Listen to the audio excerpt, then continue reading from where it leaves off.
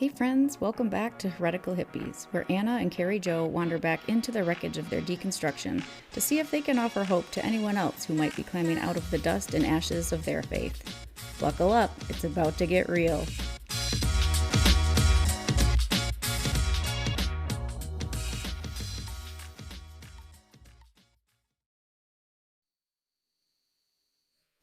Hello, ladies and gentlemen. Today, our interview is going to be with my awesome, beautiful friend, Deva Yoder. She is a singer, songwriter, pianist, guitarist, wife of one, mother of two. Her band, Deva Yoder Band, is a beautiful Americana folk rendition that I think most people would just eat up. She's been featured on the top 10 of Denver Westward and also on Denver Indie Radio 102.3. She's been my friend for 28 years and my Zen master, Deva Yoder. Welcome, Deva. Thank you. Hey, Deva. Hi, Carrie Jo. Hi. I'm glad that I can say now that Deva's been my friend for 28 minutes. So. Yeah. I'm everybody's friend. Oh, that's awesome. Well, Deva, I can say that when I first started my unraveling deconstruction of my religious upbringing, you were one of the first people I actually came to for guidance and help and encouragement. And you have been there for me through thick and thin and helped me through countless situations. I mean, we were both around the same communities for lots of our lives and worshipped in the same circles for many, many times. And so in a lot of ways, our stories have been woven.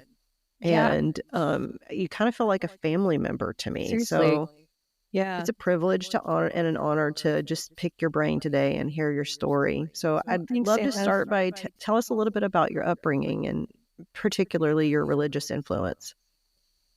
Well, first, I want to say that I love you so much, and your family too.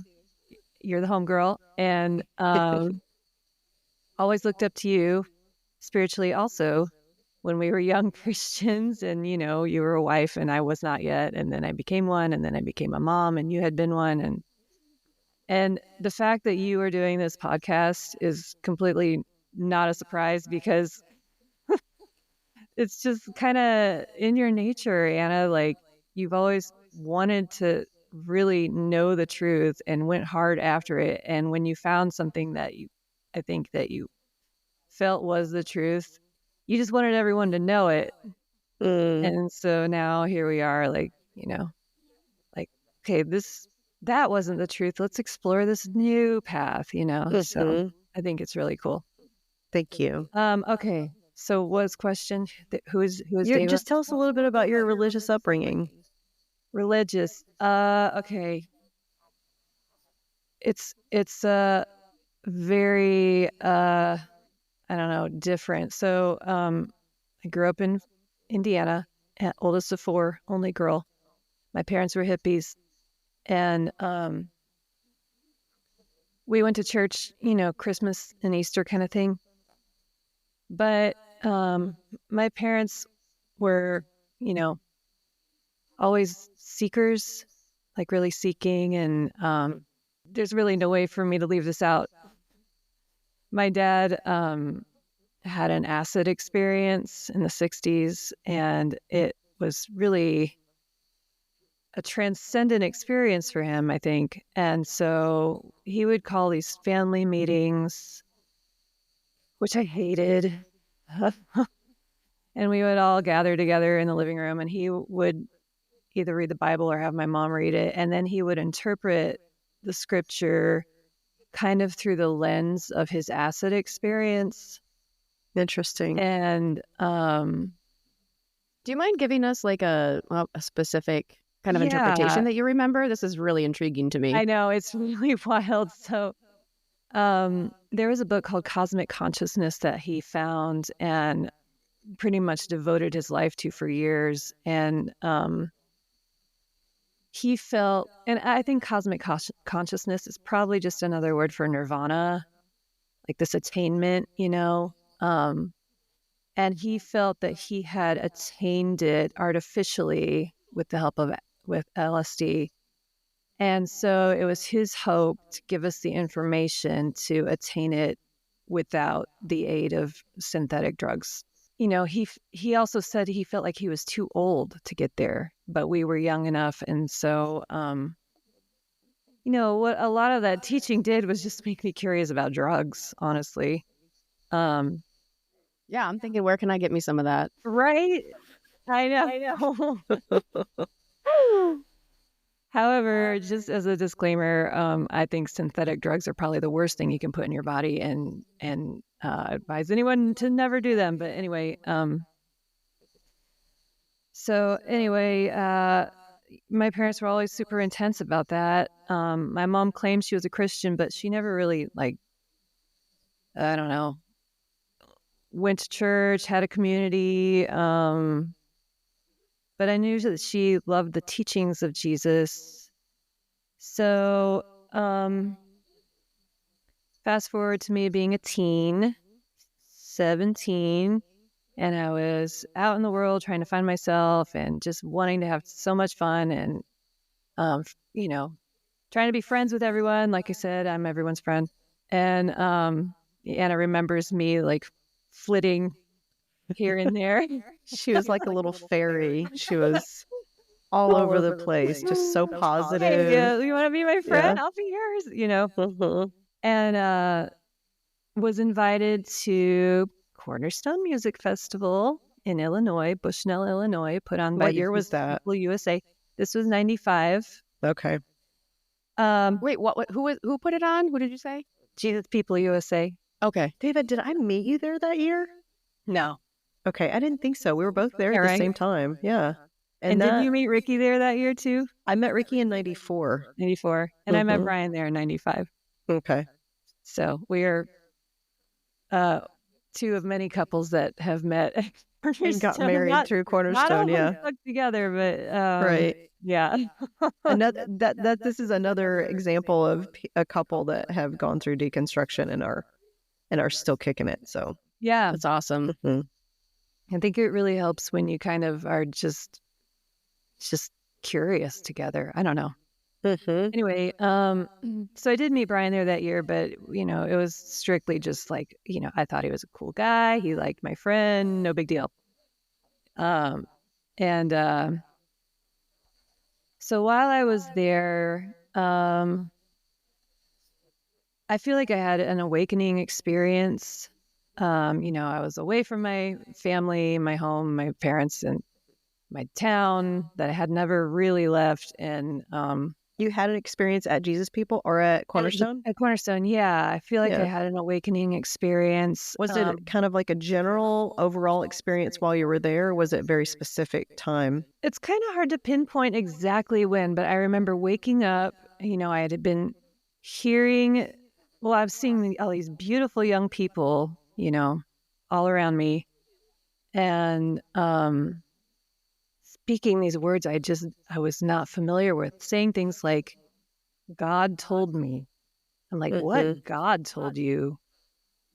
You hear God? You know?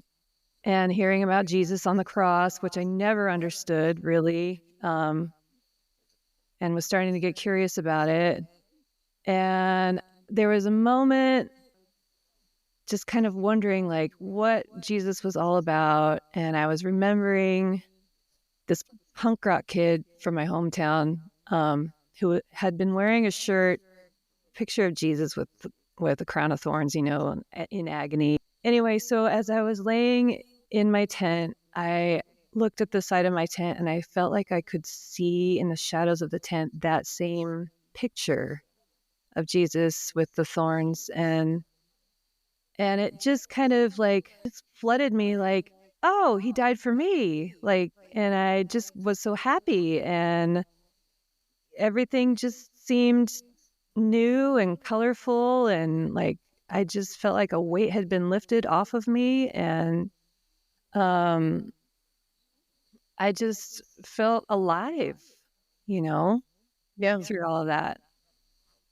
And I was crying, and I just was, I was alone, but then I was meeting people, and they were just excited for me. Yeah, I mean, Cornerstone is Yeah. it's a moving experience, whether you went there a Christian or not. And if you leave there not a Christian, you probably were pretty strong-willed person, Yeah, right.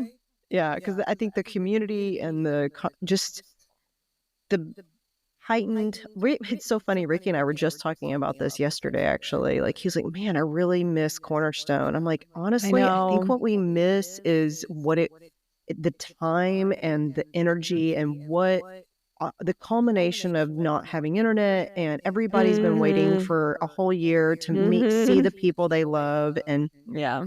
to hear the new music from new bands, Yeah. and it's like, and everybody's camping and it's hot as hell and we're all enduring it together, Mhm. um and everybody's so excited to be there, so the Oh, yeah. energy is so high. And Mhm. I don't even know if anything could ever compare to I don't ever think really so. for the rest of time, honestly, Yeah, because I know. I feel we'll so always have the lucky. internet from here on out, right? And Right. it just changes everything. And Cornerstone was a magical, magical place in time for sure, and crazy Definitely. too. Like, oh Yes, my but just so gosh. beautiful. It Mhm. really was. And I really wish my kids had something like that. And Brian and I, we reminisce, and, it's where we met. So, of course, it was extra beautiful for us. And so, anyway, I just knew I'd I like, was going to come home not the same. yeah, and you didn't, and you were, and Yeah. that's about the time we met you in 96, This was 96. 95. Yeah. So I met you Yeah, the so year that was after. 95, so a year later. Hmm.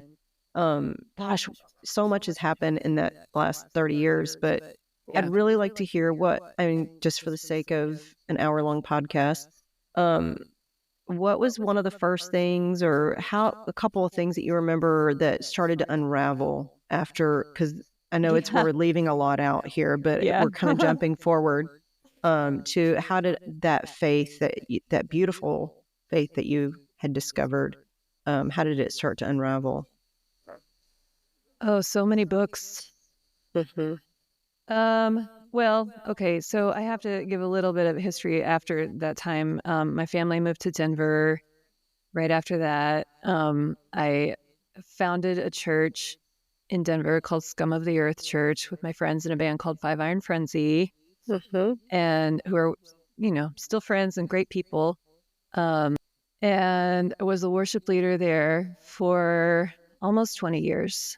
Brian and I, um, we led worship there or at other churches because, Denver's kind of a cool place that a lot of the pastors are friends in different churches. My pastor, Mike, at Scum of the Earth, had a group of pastor friends from, I think, 5 other churches. They would call it preaching team, and they would meet every week and talk about what they were going to talk about, on Sunday. And so these guys kind of all passed me around from church to church, which is fine by me because I don't know if it's just something in me that's naive that I was born with, but I really, really kind of naively think that everyone is unified until they aren't, you know? I just kind of go in assuming that we all agree and we all accept each other, and that, and then suddenly I have a rude awakening like, oh, maybe we're not as unified as I thought. So we had been leading worship together at this church from one of the pastors of the preaching team called Corona, this old church in downtown Denver. It's over 100 years old, this building. But, being the youngest family in this very old church, they were trying to attract young people, I think, through us, and wanting us to kind of be more modern. And that's just kind of not what I do. Like, as a worship leader, I tried to almost be invisible, um, really be the finger pointing at the moon, as Buddha says, the finger pointing at the moon is not the moon. Can Um, you stop there for a second and tell us what you yeah. mean by that? Okay, yeah. So the moon, I guess, is the analogy for the truth, for life. You're focusing on the finger pointing at the moon, and it's distracting. You're missing the point, I had not heard that phrase by the Buddha yet. I used to say, a signpost or something like that. Like we're the sign pointing the way. We're not, we're not the way. Right. And so towards the end of my unraveling, I just felt myself going inward more and more. And there was this little prayer room off the main sanctuary, and it was so quiet and just really beautifully lit because the sun would just come in kind of in this dim way in there. And there was always one other woman in there who was very devoted in her prayer, and They should I have just charged her rent. I know. And I just felt every time I went in there that I didn't want to leave, I just felt like, I could just stay in here in this prayer spot and just keep going inward. Then that would be more than enough for me, And I was having a conversation around that time with my good friend Micah, and we were talking about churches, mega churches, that we joke like smoke machines and fireworks and light shows, Yeah. laser shows, and just churches that go over the top, which it's always kind of rubbed me the wrong way. But he's like, I feel like that's beginner church, and I was like, yeah, I think you're right. I think it is. It's kind of for the ADD Christian, like get your attention, but once again, that's it's not the moon. It's just like it's the the outward just appearance, and I was going inward. And so I also found myself wanting to learn to meditate, and being in those Christian circles, meditation was something that I was always warned about. It always came with like well, be careful, which I think is a very condescending thing to say to anybody. When they tell you, oh, I'm trying to learn this, I'm really excited, and you stop and say, well, be careful. Yeah. It's like, it's just so condescending and kind of insulting. And people had been telling me that.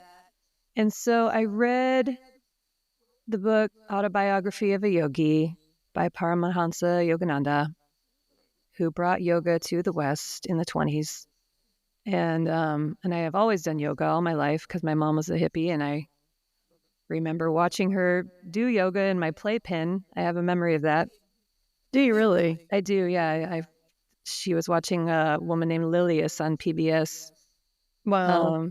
I remember that. So anyway, I've always done yoga all my life, and actually got into it with a guest pastor one time who stood in the pulpit and was like, talking about how yoga can be demonic and certain poses can conjure up certain demons. And I'm like, what? Are you crazy? Like, I just had this feeling like if God made my body and it is good and my intention is good, then there's nothing I can do that will invite anything evil. And then it went further than that. And I thought, if God made my body and it's good, then why shouldn't I explore my chakras, the Kundalini serpent, all these things? Like, why do I need to be warned and afraid of that? Right. Like, if there's, it's not like, well, I'm so glad you pursued that. It sounds like you had a pretty good connection with your intuition. Well, I think so. Yeah. I confirm that she did. Well, yeah. it's kind of, I think it's a carryover from the story of Genesis where, God made this garden, but in the middle of it was this fruit and we should not touch it. It's the same thing with our bodies. I feel like that was the teaching. And so after reading Yogananda, for one thing, I realized how accepting the yogis are of Christianity and how unaccepting we are of them. So that struck me. Also, I also realized that he told so many stories of these holy men in India, whether they're true or not, who the heck knows. Reading that book is kind of like reading the book of Revelations as a fairy tale, I say, because it's autobiography of a yogi is a wild ride. So after reading these stories about these miracles that these holy men in India were doing, I had the thought that maybe Jesus was not the only Christ. And maybe there have been many Christs that we just have never known about. Can you give me an example of who might have been another Christ? Well, if what Yogananda says is true, his guru, Sri Yukteswar, I think was his name. So can you tell me what you mean by a Christ? What I mean now by Christ is different than what I would have explained, 10 years ago, but Sure. An enlightened person, someone who is evolved to a state of awareness where they are always present. And one with the source of life. If that's what a Christ is, then how could there have been only one? Right. It seems like there should have been many by now, and there probably have been. Secret gurus, Brian and I call them. So as you were just kind of navigating through all that, one time I remember you said to me, and I'll never forget it, just really stuck with me, that you felt like it's kind of like Christianity was high school. Yes. I try to be careful now. I think I was probably too flippant in saying that, but my old pastor, Mike, we're still close. He feels very strongly that one day I will come back and lead worship again. And I'm just like, Mike, that would be like going back to high school for me. I really feel like I've graduated. Can people become enlightened through the church? I believe yes, absolutely, through devotion and practice. If they are able to get beyond the finger pointing at the moon. And so, I'm like, we've graduated. We have, we're looking past the finger now. So many scriptures that confused me. And I know you're going to ask me for an example, and I don't know if I can give you one right off the top of my head, but so many times, Christianity just was not giving me the answers that I needed in my spiritual life. And once I started applying these scriptures to the concept of being present, they started to make sense. Like the parable of the virgins keeping their oil lamps lit, that kind of thing, you know. Or Jesus saying the kingdom of heaven is at hand. That doesn't mean someday. And that was another thread in the unraveling, was this idea that Christians, they live for someday. So many conversations, I would get so frustrated because we'd be talking about the world's problems, and they would just kind of shrug and say, well, I just can't wait till the Lord comes back. Right. That was me. That would have been you. Me pissing you off in the conversation. Yeah. Well, for sure. Yeah. Feels good to be free of that paradigm. Yeah. Life is so much richer when you're able to enjoy the present and not always be wishing, hoping, praying for some far off, distant, theoretical thing. It's just not keeps grounded. You in your mind. It keeps you in your mind and out of the present moment. And well, not even in your mind. It keeps you in a made-up narrative. Yeah, it's a That's fantasy. what I mean by mind. Yes, exactly. Yeah. So just clarify for us, Deva, what is the mind? Oh God.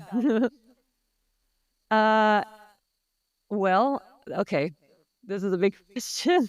And we can move on if you want to talk about something else. Okay, well, no, this is a great question. The mind is a tool, and the ego can get a hold of it and distract you. And when you're in your mind, you're constantly either regretting the past or worrying about the future, or planning for the future, and neither of that is present. Yeah, present.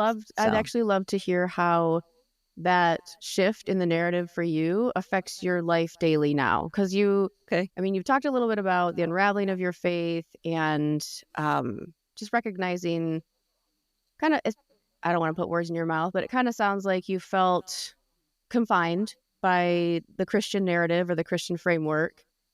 Correct me if I'm wrong on any of that. No, you're good. So, Deva, I would love to hear now that your paradigm has shifted, the narrative has shifted for you. Could you kind of give us a little snapshot of how different your daily life is, like compare and contrast of what your daily practices looked like as a Christian versus what it looks like for you now? Okay, so when I was a Christian and a young mom, and I did homeschool my kids to about third grade. So I would try to read the Bible and spend time in prayer, go to church, obviously, on Sundays, and be in community and fellowship. That was really important to us. Leaving the church has been the hardest when it comes to community. That is something we miss all the time, and we're not really sure where to look for it now. Having our thread with Ricky and Anna and our friend Timothy has been really good. But when you're a Christian, you feel like you have this unshakable bond with your brothers and sisters in Christ because you're just like, we're all God's children. Maybe that's my being naive again, but and now I feel like we have to be so careful just not to offend people. We really haven't had the conversation with Brian's family because Brian's dad is a pastor. I think they would have to know by now where we are, if they're paying attention at all. But we have not sat down and told them, hey, we're not Christians anymore. We never really made an announcement or anything, especially because we were so visible in the church as worship leaders, and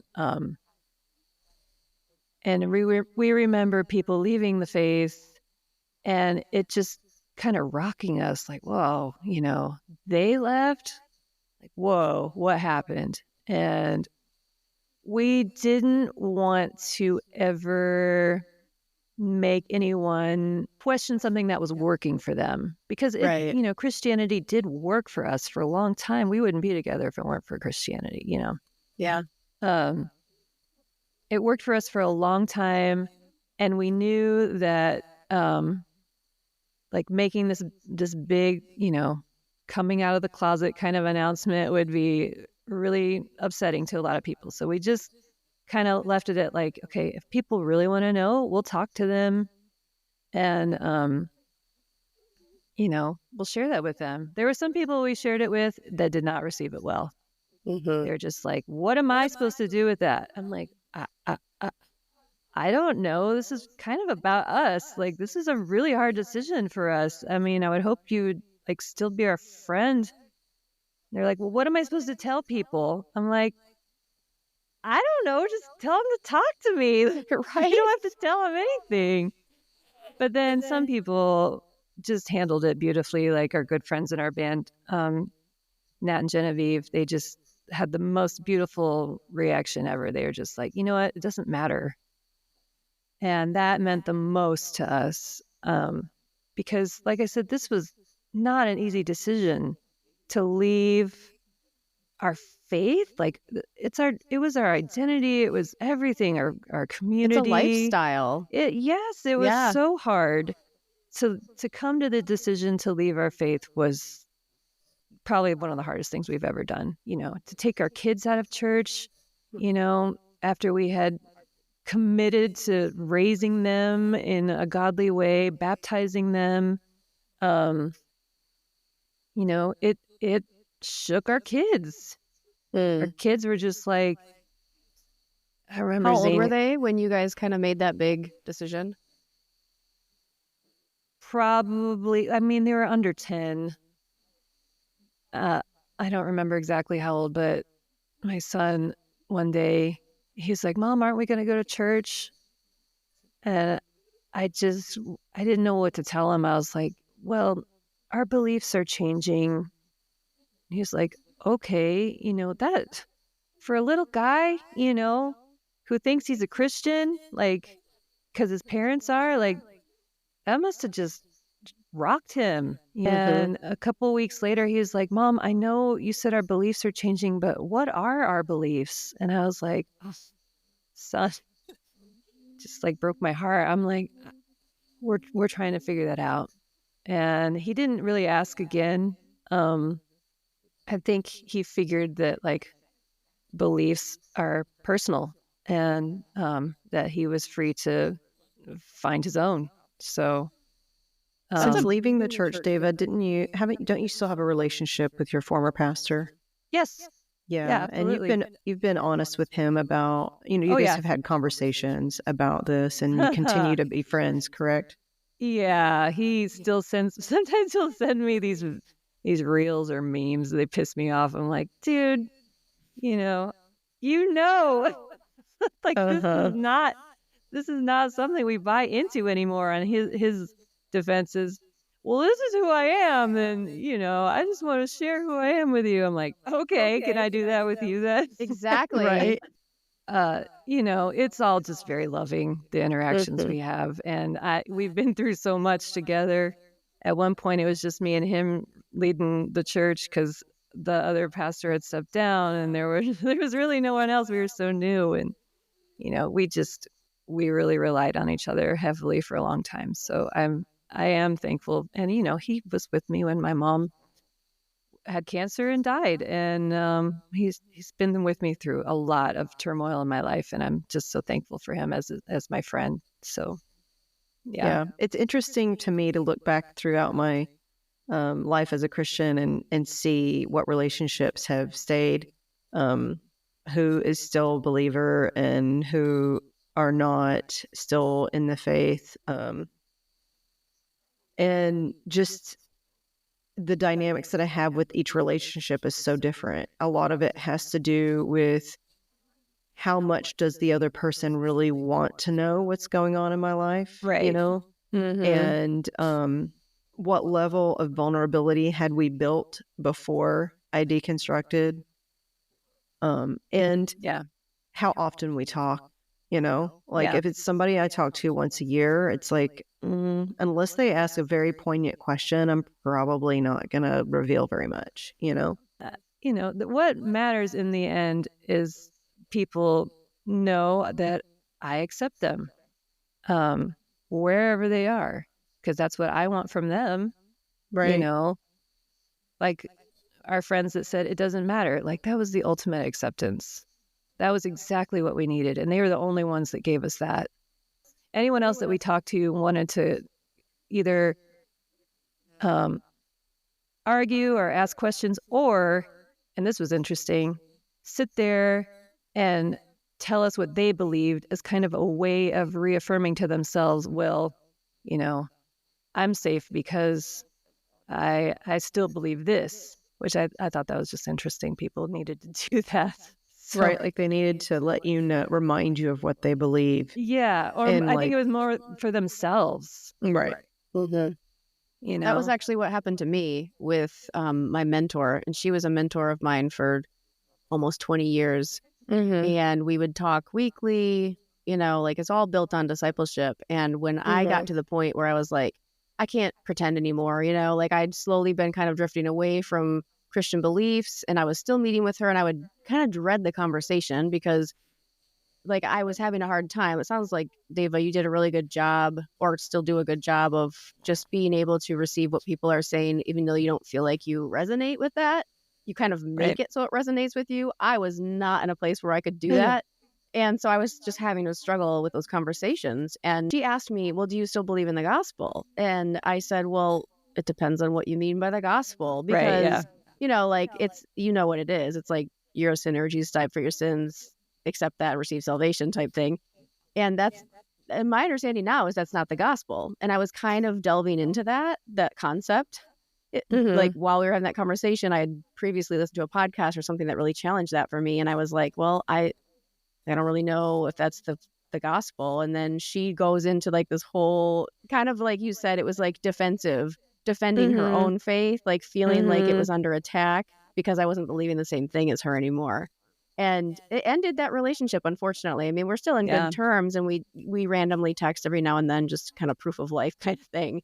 But yeah, like it's tough when people hold beliefs so strongly that they feel like there's no wiggle room. There's no room for people that they love and value to hold any other beliefs. Right. And I don't know. I don't know what that is. Like if it's just based out of the fear. I'd love to hear, what are your thoughts on that? Like, why do you think people are so defensive when we share that, oh, we don't, you know, like, I don't really believe that anymore? Have you thought much about that? Yeah. I think if someone gets offended, that is a big fat warning sign to stand down. Right. I remember this woman speaking to a mom's group, and she was a beautiful woman in the church and homeschooling her kids. And she said, she made this comment very quickly, but she goes, if someone gets offended, that means they're spiritually immature. And I was like, what? And it offended me. But then I was caught in this cycle, like, wait a minute, am I spiritually immature? Like, if I'm offended, right? It really made me examine myself. It kind of started me on this journey of exploring, why am I so offended? You know, what and why am I taking this so personally? And I think what it boils down to probably is the ego being attached to a thought or a bundle of thoughts, a belief system. When your ego gets attached, then that's when you get offended. And so also later, fast forward a few years later, I was in church, and there was a guest worship leader who was doing a great job. And I said something to the pastor afterwards. You know, he was great. And the pastor said, yeah, he's really great to talk to, very present. And for some reason, I got offended when he said that, because I was like, are you saying I'm not present? Like, clearly I was not. But, you know, I just kind of was able to recognize that in myself, like, oh, I'm offended, so that's worth exploring, you know. And it's one of the 4 agreements in the book. The 4 agreements is, you know, don't take anything personally, because it's never about you. If you're making it about you, then that's where, you know, that's kind of like just your spiritual warning sign, like, hey, like, you know, you need to explore this in yourself. And I remember, Anna, going to visit you last time we were there, and Ricky had been talking about this church you guys had visited, and the pastor was basically teaching the congregation how to be offended. Do you remember this? Oh, yeah. He was like, how many of you are offended if I say that, you know? And I was like, what? Like, that's the whole, I mean, look around, like, everyone's offended, you know, especially in politics. Like, we're so offended because there's so much ego attached to that belief system on either side. And if you can let go of that, that's where you find real freedom, I think. You know? And that's where you're able to accept others too, you know? Definitely. It's like, if you can't really accept people if you are clinging to a storyline that is absolute, you know? Yeah. It's very isolating. To And be you don't- able to say, I could be wrong.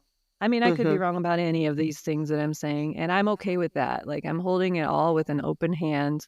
No one knows. When I left the faith, I was able to kind of explore the idea of reincarnation, which had been like really taboo. Now I'm like, that's a cool thing. And I like to think about the possibility, but who the hell knows, you know? Mhm. Like, no one can Yeah. Sure. know. Right. And I'm not going to cling to that. But I will talk about it because it's interesting. We have a couple of episodes about the afterlife where we say we speculate wildly. Definitely. We could yes. probably have a couple more episodes of that, actually, where we Yeah. continue to speculate wildly all the possibilities. It Yeah. is very interesting. So, where do you find inspiration these days, Deva? It changes all the time, but I love Eckhart Tolle. Just hearing the sound of his voice kind of automatically puts me in the attitude of okay, this is where I'm going now, and I'm gonna try to be present, try to be in my body and feel what my body is feeling, because we put so much energy into our thinking mind. That energy can be redirected back into our bodies. Where Can you greater elaborate intelligence lies. Okay. elaborate on that for a little bit? Okay, yeah. Well, we condition our thinking. We just are conditioned to just put all of our energy into our thoughts, into our narratives, Mhm. And when you consciously try to take that energy, that thought, thinking energy, and put it into your body, like just feeling your feet, feeling your hands, feeling your heartbeat, feeling your gut. Mhm. Your body has such a great intelligence. Every cell. It is nourishing for the body to have that energy redirected into it. Or so saith Eckhart Tolle. Or so saith. I love Eckhart too, and Yeah. Deva introduced me to him, and he changed my life. At first, I will admit, Definitely. when I read New Earth, I was like, this is ridiculous. I have Yeah. no idea what this guy's talking about. Well, see, it's something that he explains this, like, if you are identified with your mind, your ego, your thinking mind, you're not going to understand it. Mhm. And I had to read it a couple times, but I will say that is one of those books that I was warned to be careful about. Mhm. Be careful reading Eckhart Tolle. Oh, be careful. And now I would like to tell everybody in the whole world that if anyone tells you to be careful about something you're curious about, just go headfirst down that path and explore it, Mhm. because there's probably a reason. Can we can we just honor Eckhart for just a minute, and the journey that we've been on the last, I don't know, few years of learning his ways and how to apply them? And we talked a little bit about presence. Can you elaborate a little bit more on how he's influenced your life? Oh God, in everything. I'd say he is the teacher of my life, and among, probably millions of people by now. Sure. And he is just this small German man.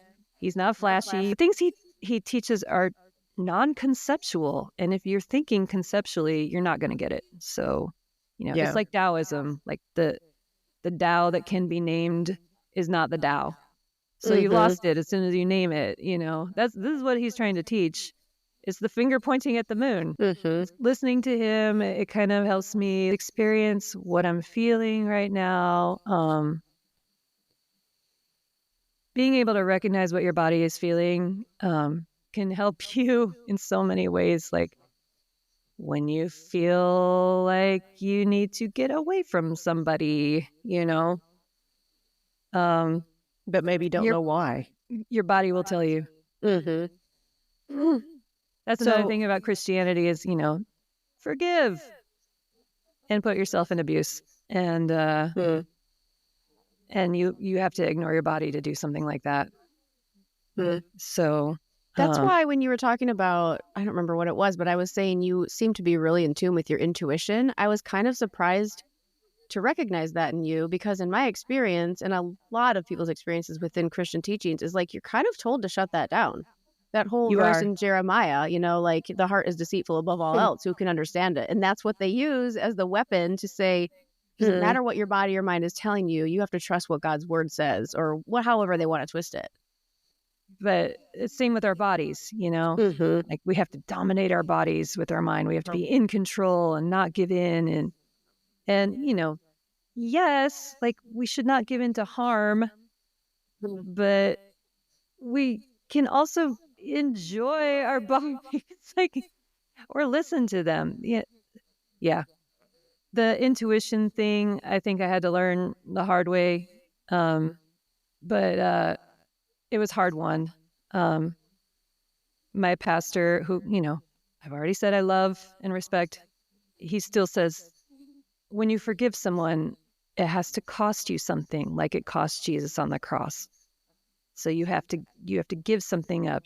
I'm like, nah, that's not, my body's telling me to get away. Like if an animal is smacked enough times, won't it run away? Sure. That's kind of how I feel. Like I've been smacked enough times. Why is a dog smarter than me? Yeah, I'm going to run away. So I'm going to listen to my body. So one of the things that Eckhart talks about is your pain body. Mm-hmm. And I think that's kind of something we're vaguely touching on in this discussion. If you become accustomed to listening to your body when you're calm, then when you start to feel a rage, you become very aware of it very quickly. Mm-hmm. It's kind of like, the bank tellers learning counterfeit bills. Like they're given the real thing. Oh, all of a sudden they recognize when something's counterfeit because it does not feel the same. It's, it's easy to spot the counterfeit when you are used to knowing the real thing. It's still, the pain body is such an interesting thing to try to understand because it's so much a part of who we are. We like you're saying, like even a dog can shy away from like a raised hand because they were hit before, and so it's like there are things that we internalize, we don't even realize, right. That we were trained so much of our lives to put up with certain things or this is how you get through it, and then now that we're learning how to be more sensitive to what's going on inside of us and to be able to be present and aware, and that practice of doing it when things are not tough, like practice of meditation and awareness and presence, when things are calm, is just the training ground for when you get in a car wreck or an argument with your husband or you are in an intense situation that is requiring more of you. And what I've found is that slowly my awareness practice outside of those intense situations started to influence the intense situations, how I responded to those things. Right. And I remember coming to you countless times and being like, Deva, I'm getting it. Yeah, I know. Like, I'm getting it. Oh my gosh, this feels so good because and even if it was just like, I messed up in this one situation only 95% this time. Win. That's a win. Yes. Or my awareness of my presence that was needed didn't come until after the situation happened. That's still a win. It's still a win. Yeah. Because it's like you're slowly reprogramming that stinking brain of yours and your body even too, reprogramming your body. Liz, like you said, being aware of like, how is this not just making me feel up here, but how is it making me feel here in my heart and in my body? Man, practicing presence changed my life for sure. Definitely. Absolutely. I just had a serious light bulb moment when you guys were talking about that. Oh, yeah? So, Anna, you're aware of my journey with anxiety, and I'll just, Deva, give you a quick Reader's Digest version. So last October, I received a birthday card. I call it my happy fucking birthday card from a dear friend, and it was scathing. It was basically, I can't believe you've walked away. Oh, how dare you? Kind of how dare you? I mean, she didn't use those words, but like that was the gist of it. We're actually going to do a podcast episode. I'm going to reflect on it, but when I got that card and I read it, like, it was so cute. It had weenie dogs on it. I have a weenie dog. I love them. And I was like so excited to hear from her. And then I start reading it and I was like, oh, like I had a visceral response in my body. Well, why wouldn't And you? God. right, exactly. But I had that response and I was like, okay, like heart's pounding. I'm feeling a little like jittery. And it took me probably 6 weeks or more because I had that then repeatedly. And I don't know if I just was having that but never noticed it before that or what. Like it awakened something in me. And so then I was able to recognize I was having that sensation with other things in my life. Like there were other triggers that were making that happen. And I just recognized, I'm like, oh, that's anxiety. That's what that is. And so it's kind of like when you guys were talking about the pain body and like becoming aware. And I feel like an awareness was brought to me through that card. Like, oh my gosh, I'm feeling this. This feels terrible. This feels suffocating. And then having it again and realizing, oh, that feels the same, different situation, but that's the same thing. And it was like my body was trying to reprogram what you're saying, like the baseline, like understand what your baseline is so that when those circumstances come up and you start feeling that anxiety or whatever, fill in the blank, that you can then deal with it better. Like you said, Anna, like just reach 95% next time. Like you kind of gain tools as with each experience, you gain another tool or another way of dealing with it or kind of refocusing the mind so the body can follow suit. And I don't know, like I was like light bulb, oh my gosh, that's what happened. Like I had this experience that made my body and mind connect and realize, oh, that's what this is. Well, that's it carries a gift. over too. Yeah, that's awesome. That's a gift really. to you, actually. Maybe it was a birthday gift. I guess I should be thanking her for that. Well, card. Everything's your teacher. Yeah, exactly. Carrie Jo, yes, because, some of the most awful, nightmarish experiences of my life, I have learned lessons that are more valuable to me than anything. And I am so thankful. I know I wouldn't be who I am without it. I know I would not know what I know or share what I can share or be the friend I can be to people without having gone through that. So yes, it is a gift to you. Yeah. But also, what was that person's intent sending you that? To shame you? And if so, that's not on you. Right. I've reflected a lot on it. And like I said, we'll get into it. But in a nutshell, I just think that she looked at me and like, they supported us as missionaries. We were missionaries for 7 years in Nigeria. And so they were some of our supporters. And so I imagine, like that's a hard pill to swallow when people that you supported and presumably admire your faith. When I walk away, she's probably like, oh my God, am I next? Like if it could happen to her, it could happen to me. And I think it was just a very personal response on her part that somehow I wouldn't ignore the money part either. We gave her money. Oh gosh. I didn't even think about that. Oh She damn. might feel like she had stock in you and you shit. were a poor investment. Oh my God. Okay, cool. I'm marking that down. We're going to talk about that in that episode too. That's a really great insight. I had not even thought about that because I wouldn't have viewed it that way. Like if I were in her shoes, I wouldn't have been like, dude, I want my money back. But that's interesting. Okay. She may not want it back, but she might be upset with herself that she thinks she made a poor investment. And so, she's not going to punish herself for that. She's going to punish you for that. Right. So. Right. Yeah. Oh, thanks for that. That's interesting. I'm going to think about that more. So suffering, like Davis told me and Eckhart says, brings about awakening. Yes. And so in this situation, in any situation where we talk about our struggle in our deconstruction, unraveling, so to speak, of our religious upbringings and belief systems, we find that in those systems, part of the reasons why we left is because they weren't healthy in some ways. And so there's some suffering and abuse even that has happened at the hand of religion that we're working through and that we still watch our close friends and family work through. And so finding that place of allowing it to be our teacher is I think that to me, the ultimate, like, how can we learn from this and how can we grow? How can we be free of the bitterness and the anger that can sometimes consume our hearts and minds? And how can we enjoy this process? And like Carrie Jo and I try to do a lot is laugh at it. Yeah. Oh, that's really good. Okay, so when Brian and I decided to leave the faith, he was definitely bitter, but he had been a Christian his entire life. I had only started when I was 17. So he felt like a lot of time had been wasted. And I was just like, no, you can't think that way. For me, I do have moments of bitterness, but mostly I try to just be thankful for. Okay, so I can probably say that Christianity kept me from getting pregnant as when I was 17.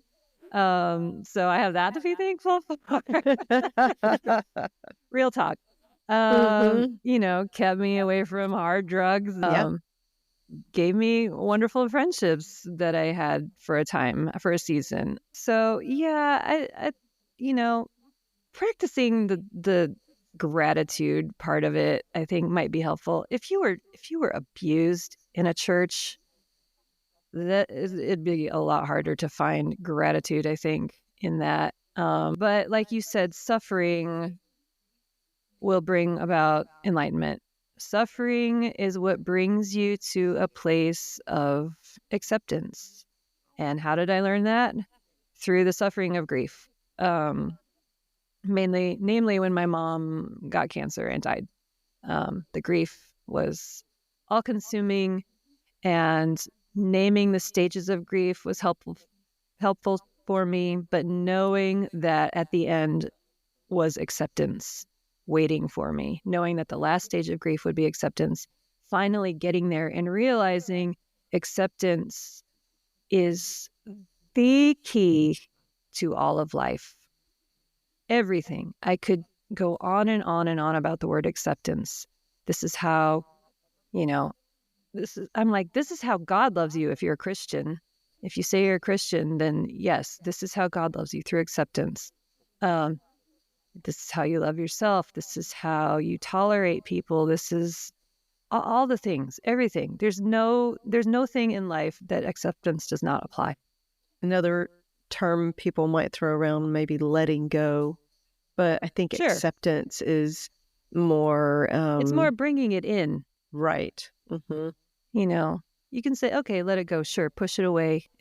Yeah, there may be a need for that. Mm-hmm. But if you can also accept what has happened to you, then that's next level. Yeah, exactly. I think that's a good place to end our conversation today. Yeah, cool. Acceptance. Man, Deva, it's been so wonderful talking to you. Really appreciate you sharing your story with us. It was fun. I was scared, but you did great. This was you fun. were awesome. We'll have you return for a part 2. Yeah, really? Absolutely. Why not? I don't know. I think it'd be fun to talk more about what we're learning in life now. Yeah. Mm-hmm. Yeah, for sure. Awesome. We'll have you back. Thanks for your time. My pleasure. This was fun. Yeah. Until next time, Deva, we'll see ya. Okay. See ya. Thanks, guys. Bye. Wow. That was great. How she's fun. such a great friend. I'm so glad she's my friend now. I know, right? Yeah, I love her.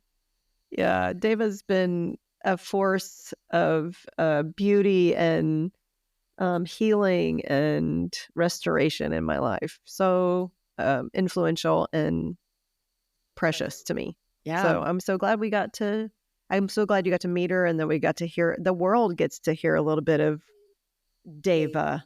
So, yes, and I understand why you said you called her, like, what did you say? She's like your Zen master? My Zen master. Yeah, because I feel like she has a deep well of wisdom in her lived experience, but also I feel like it's just an innate thing to her that she's just really profound. And I learned so many things. I don't think I've learned so many things in an interview other than this. Like, this is the most I've learned. It was just awesome. Awesome. Yeah, I resonated with a lot of what she was saying, and especially like having that light bulb moment, those are life changing. And thank you, Deva. That was amazing. I really appreciate just her kind of being the catalyst for that in my life. Hopefully Sure. that I'm sure that she has done that for people who are listening to this episode too.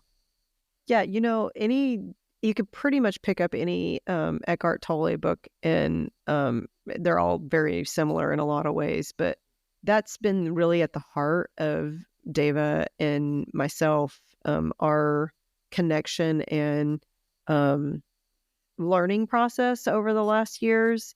And it's drastically changed how both of us have perceived our past and perceive our future, and really helped heal us in so many ways. Like my marriage needed it so bad. Like I needed to stop. It's always been this constant process for me in learning how to let go and accept the choices that other people make. And especially when there are people in my own household, Sure. So yeah, Dave has come alongside me in a lot of that and helped me process. And she's been an amazing friend. And I definitely, because of the wealth of wisdom and knowledge that she has, I think that she would definitely be a good guest to have on again. Yeah, absolutely. And I think we should put a link in the show notes to, is it New Earth or The New Earth? Oh, Eckhart? Yeah. A Yeah, New Earth is A the New one Earth, that I yeah. read. But then there's also The Power of Now, which is, those two books kind of go hand in hand. They're Okay. pretty much saying the same thing, just in different ways, or slightly different ways. Yeah, well, we should put those links because if people are interested and they want to check it out, then we'll just make it easily accessible for them. Absolutely. There's Eckhart has so many great resources online as far as YouTube videos, and mainly, YouTube. I mean, you can see if you have a question like, how do I deal with suffering, or how do I deal with whatever, like you can find a video on there. And it's hard when you don't have the foundation. In some ways you're watching the video and it's like, oh, that's cool, but it sounds neat, but I don't really know how to apply that practically. And I think for me, at least, that's how where the books came in, because I was able to like build a foundation because I felt like I was learning you're learning a new language. Sure. And it's a paradigm shift. Yeah. Complete paradigm shift. And so once you get a good idea of what he means by saying the pain body, or awareness, what does that even mean? Like, of course I'm aware, like, well, it goes deeper than just what can I see with my eyes? Yeah. Yeah, absolutely. So, no, that was great. And some good resources in addition to the resource of Deva. Yeah. And I'll share her band too, Deva Yoder Band. Her music is beautiful. And she has a new album that came out last year. I was able to go to her release party in Colorado last year, and that was a lot of fun. Nice. So definitely check her out. I'll share the links for all of that. Sounds good. Awesome. All right. I think that wraps it up. Yes, it does, sweet friend. Until next time. Peace out, motherfuckers.